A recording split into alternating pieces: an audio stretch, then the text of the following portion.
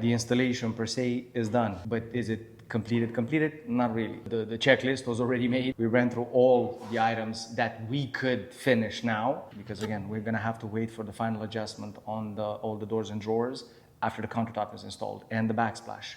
We're gonna have to wait for the wall panel to finish putting in all the last strips after the stone shelf is done. Same thing in the walk-in closet. I'm gonna have to wait for the LED lighting and everything to be completed. The stone countertop in the master vanity. And most likely there will end up being small touch-ups here and there after the finish cleanup is done.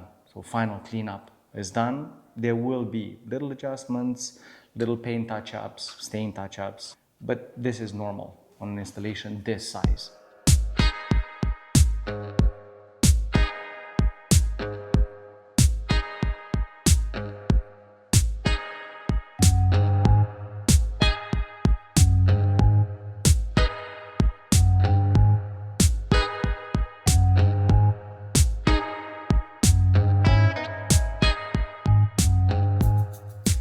It's fun for me to work with somebody new and get to discover what they can do, what they're able to do, and then see them realize that they're able to do way more than they think they can do.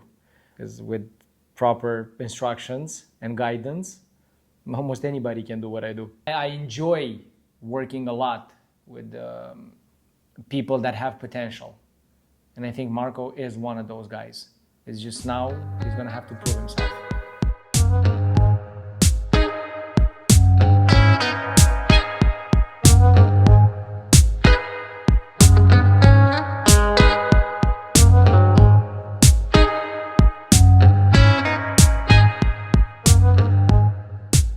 And we would have a slat wall, we call them.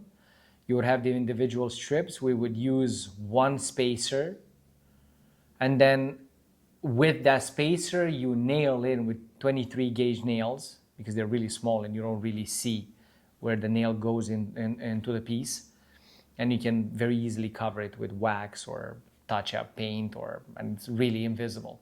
But it doesn't end up being as aligned as it is with using the dowels, because it's programmed this way, right? You have the back panel, which has been pre-drilled by the CNC with, let's say, half a hole, and then the other half so that it makes the full depth of the dowel is drilled into the back of each strip.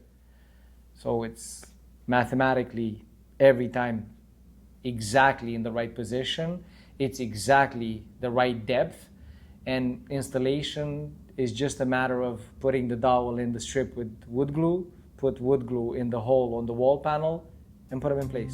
And they will.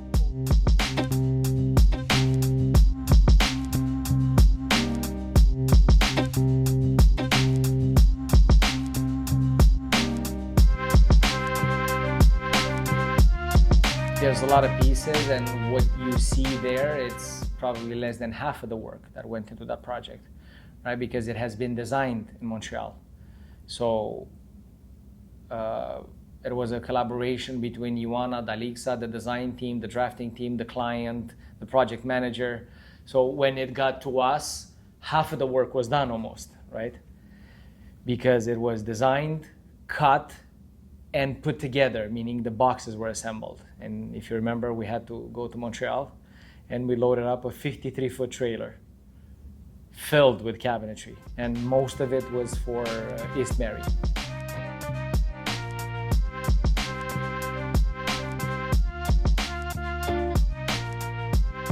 So designed in Montreal, cut and assembled the boxes, put together in Montreal, finished, meaning the painting part, staining and clear coating, done in Montreal, wrapped there, loaded in the trailer, brought to Austin.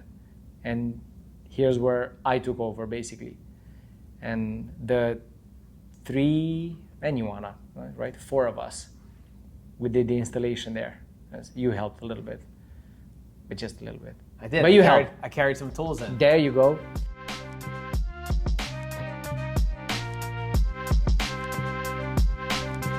we started doing a while back.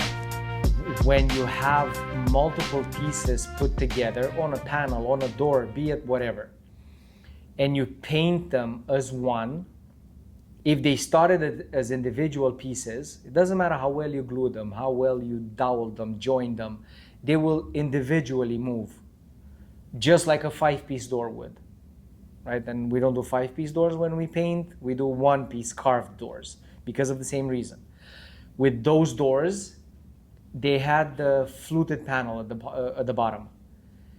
That was cut from a separate piece of HDF.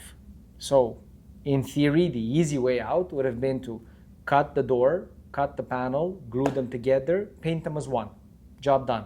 But where you have the fluted line at the top and the bottom of the panel, there would have been a very strange joint there.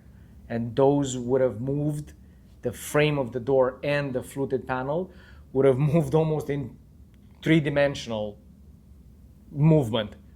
And cracks would have been unavoidable there. And it would not have been nice for us to go back 6 months later and see that that whole panel at the bottom is cracked. And we had this in the past, and many years ago actually, we started painting pieces that would make an assembly, paint them separate, and glue them or build them together as one after they were painted. And this was the logic behind doing those doors. Big panel first, fluted panel second, but because the panel was painted, the door was painted, you cannot really take into account exactly how much the thickness of the dried paint is going to be. So I had a little bit of a hard time putting them in, which ended up actually being an advantage, because whatever space was left around the fluted panel so that it easily goes in the door almost disappeared now, making it look perfectly flush.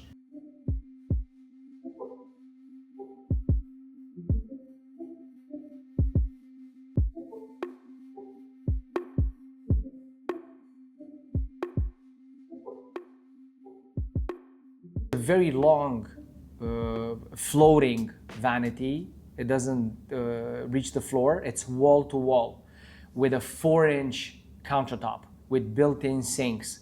So it's going to be stunning. And then it has the molding on the wall with those handmade lamps, like light fixtures. It's going to be really, really interesting.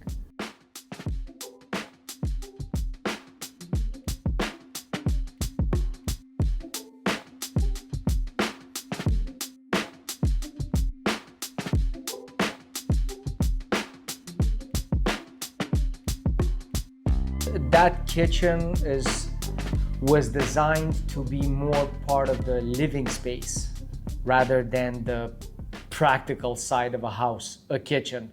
Because right behind it, we have the laundry / pantry / not slush. It's a laundry, it's a pantry, and the actual functional kitchen. So yeah, that kitchen was designed and built to look more like furniture and be part of the living space rather than a functional kitchen.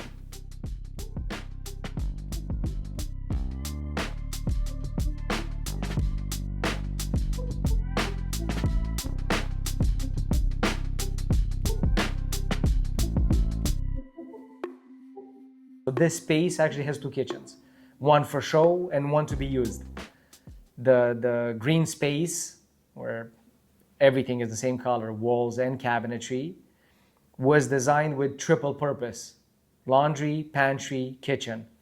And I think from a design point of view, we achieved that. The girls did a stunning job there. And execution, well, you can see it.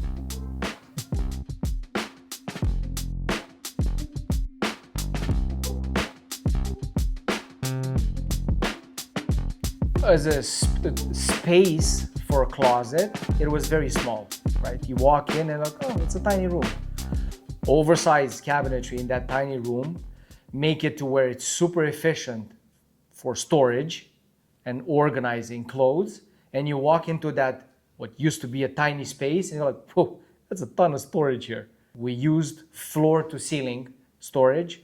We have hanging rods, like long hanging, double hanging, drawers, shelves. You have everything there in that tiny space. So a tiny space made for a huge storage closet or walk-in closet.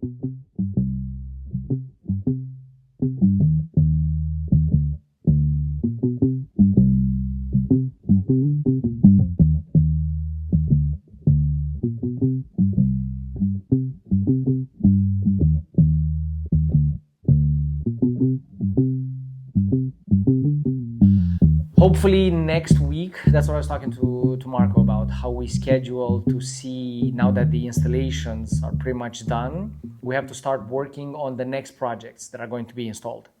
And the painting is not going to happen here, but all the cutting, edge bending, assembling for West Mary, because we're in the Mary period now, I guess. We did East Mary, now we do West Mary. Everything is going to be cut here and assembled here. But the finishings, everything that's for our outside is going to come from Montreal. So yeah, we were already planning next week for Marco to start cutting actually in the shop.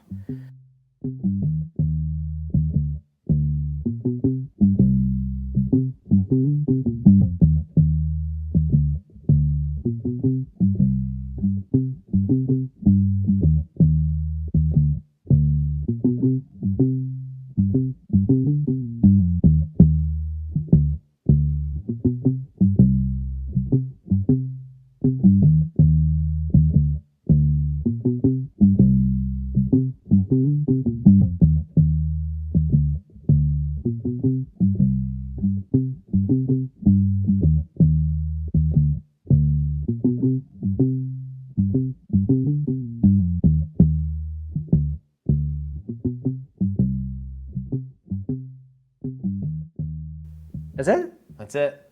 Let's talk some more. I want to talk some more. Ta-da.